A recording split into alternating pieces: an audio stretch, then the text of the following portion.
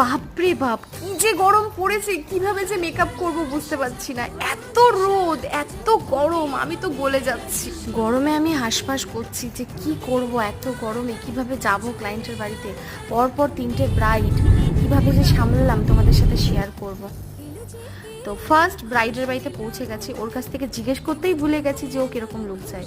তো আমি আমার মতো করে সুন্দর করে বেস করে বেরিয়ে গেছিলাম, কারণ পরপর ব্রাইড আছে, তো আমাদের পুরোটাই অ্যাসিস্ট্যান্টরাই সামলায়, যেহেতু আমার মেন কাজ হচ্ছে মেকআপ করা। ডিজাইন আমার খুব সুন্দর গো, ডিজাইনটা দেখতেই পাচ্ছ জুয়েলারির কালেকশনগুলো খুব সুন্দর, আমরা মানে খুব ভালো লেগেছিলো জুয়েলারিটা ওর।